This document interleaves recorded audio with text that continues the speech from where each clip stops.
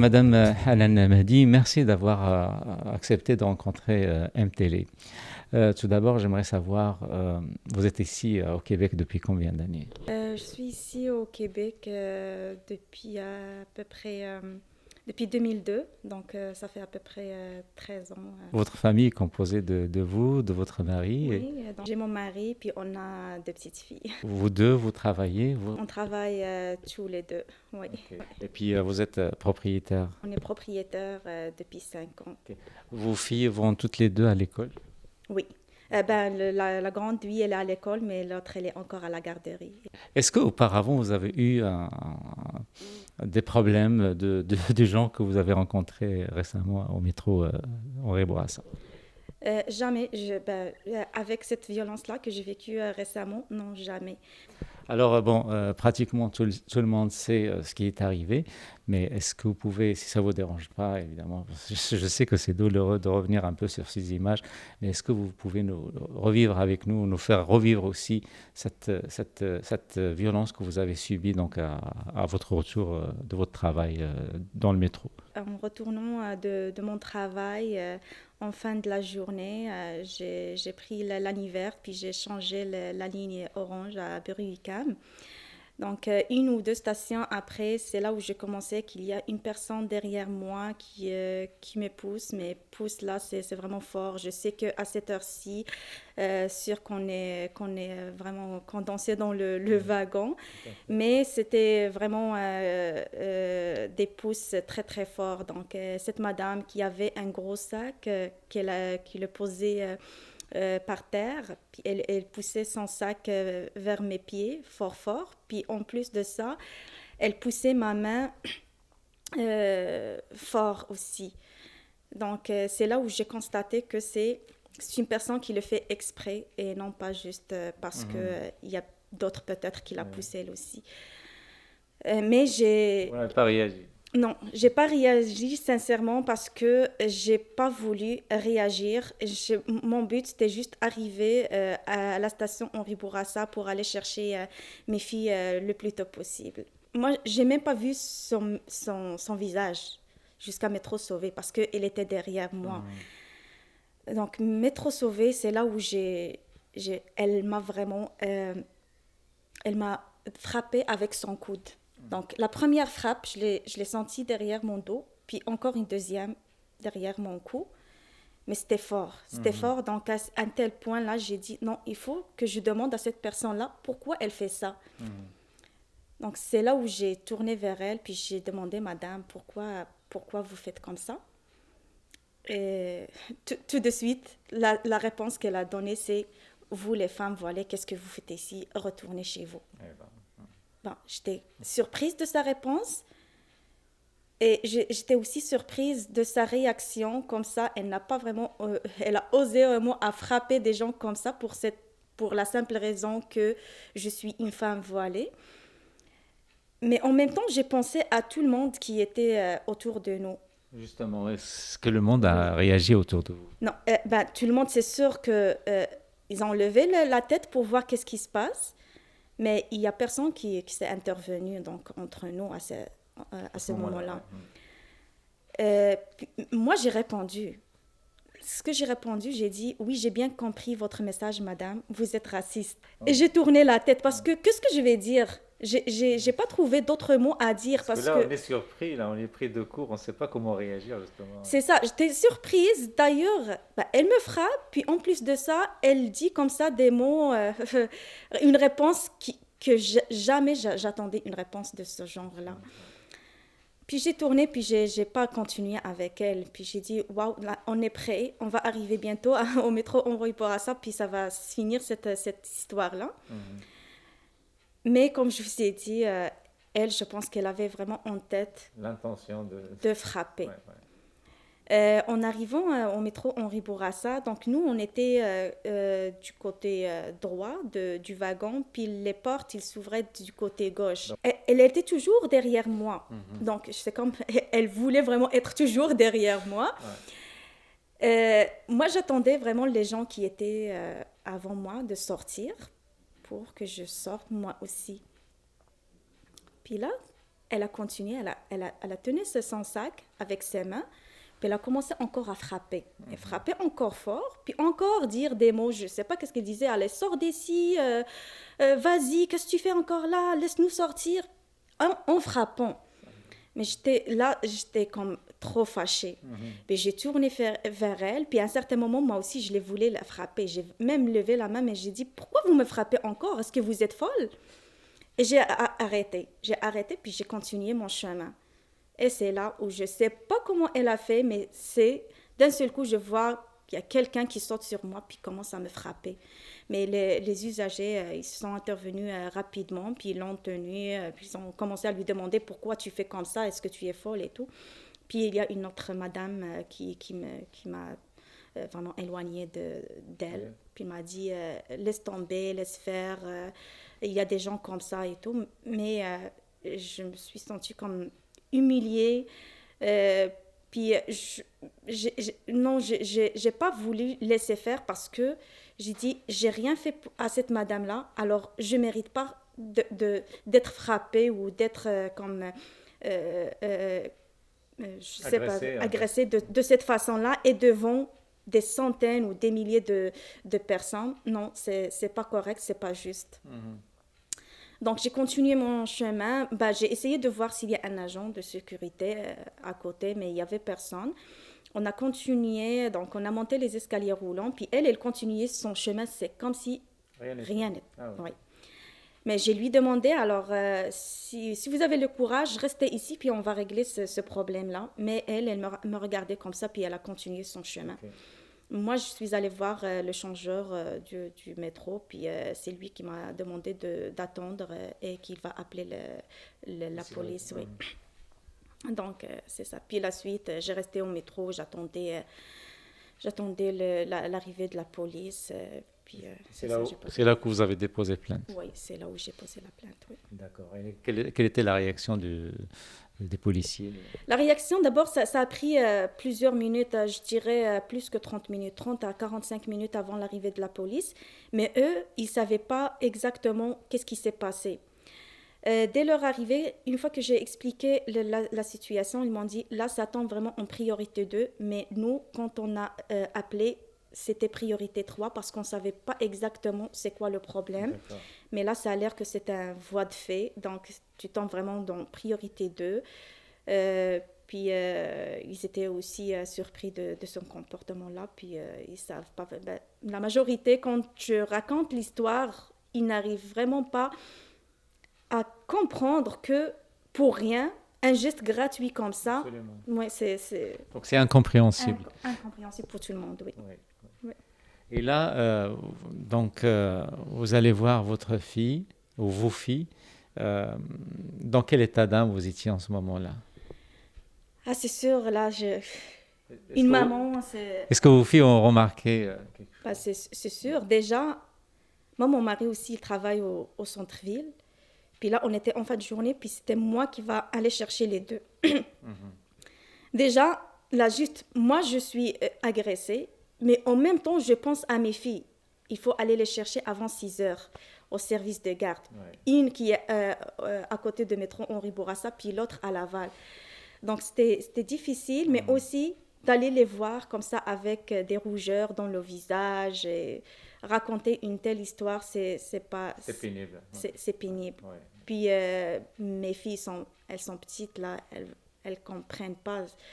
Juste parce que je m'habille d'une façon peut-être différente d'une autre personne, que je suis agressée. Oui. Ouais.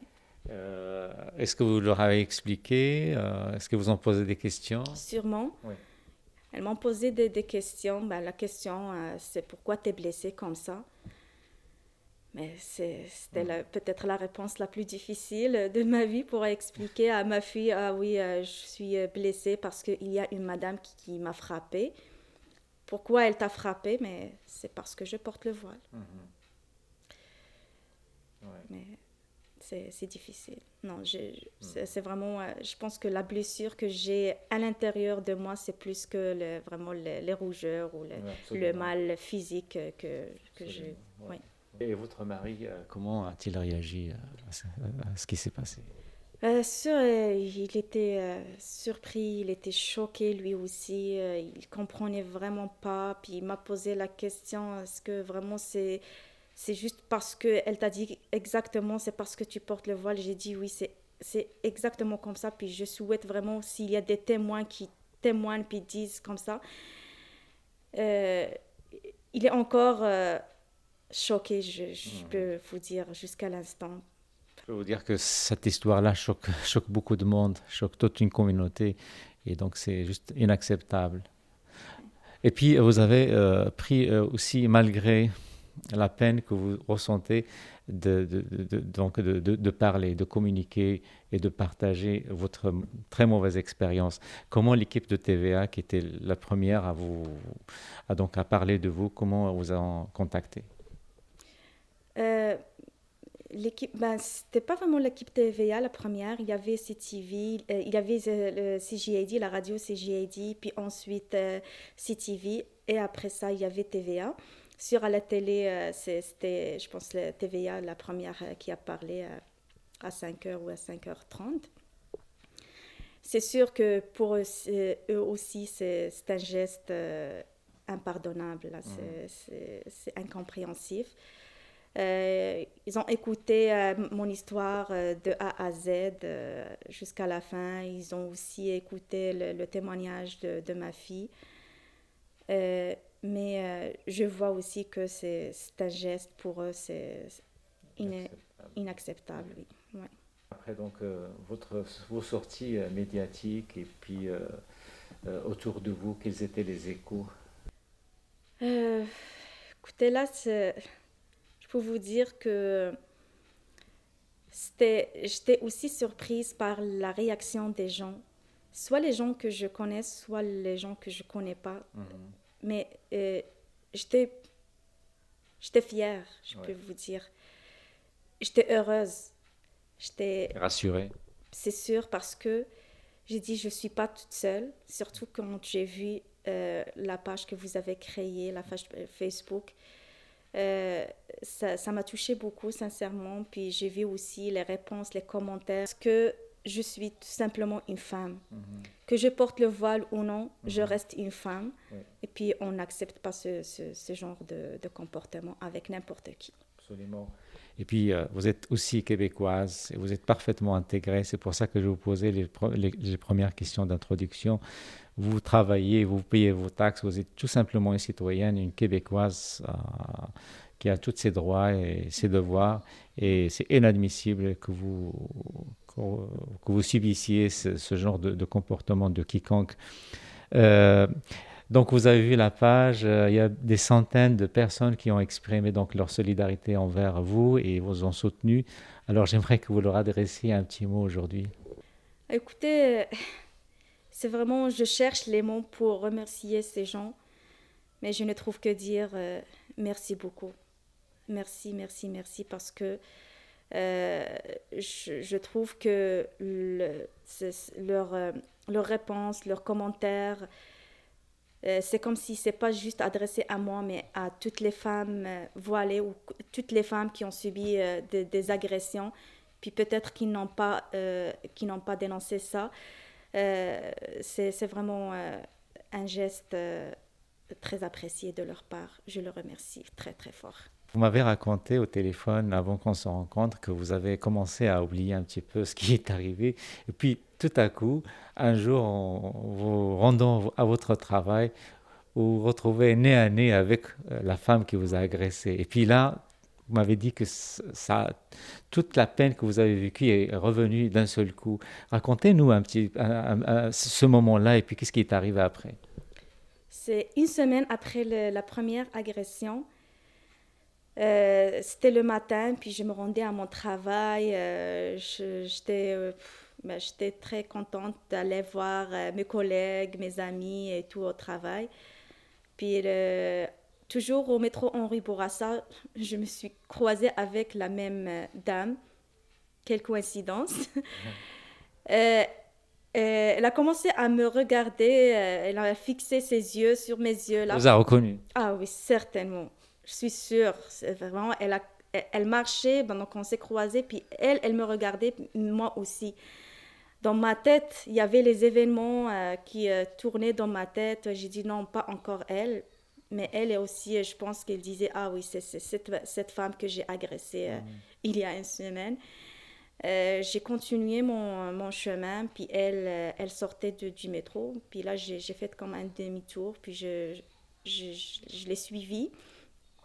Elle attendait l'autobus, puis là, j'ai appelé le 911. Oui. J'ai dit, là, je suis au métro Henri Bourassa, puis je viens de voir la madame qui m'a agressée.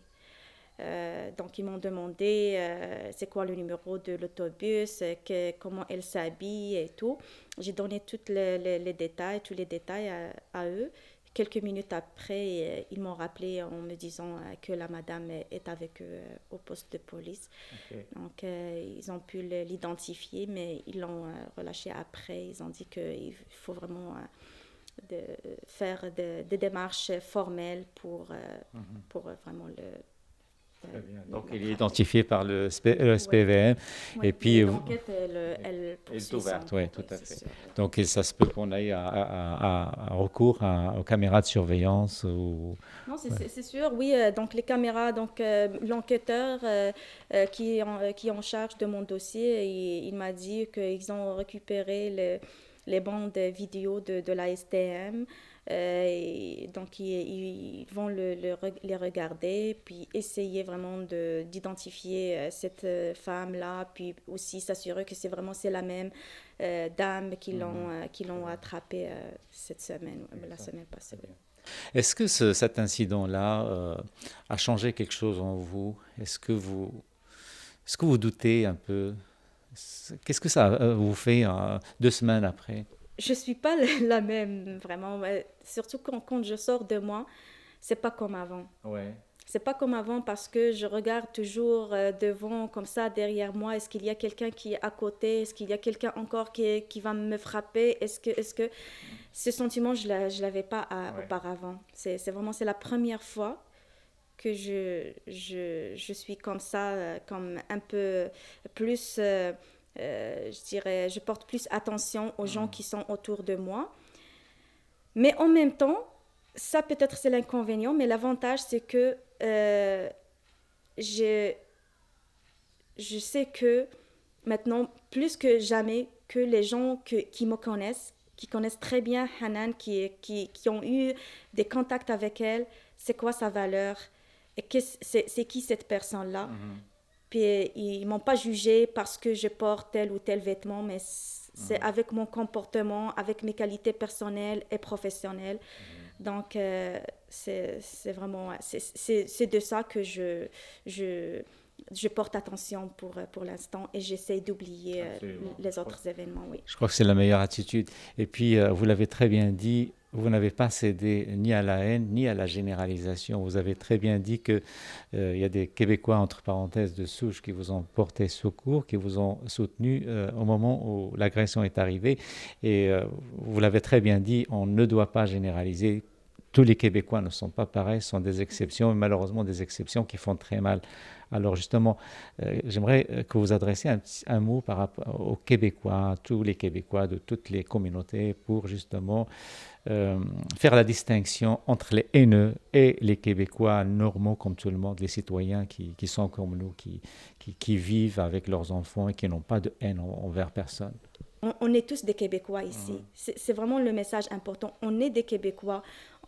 Moi, j'ai bâti ma vie ici. J'ai mes enfants ici qui sont nés ici. Donc, je dis, moi aussi, je suis québécoise. Absolument.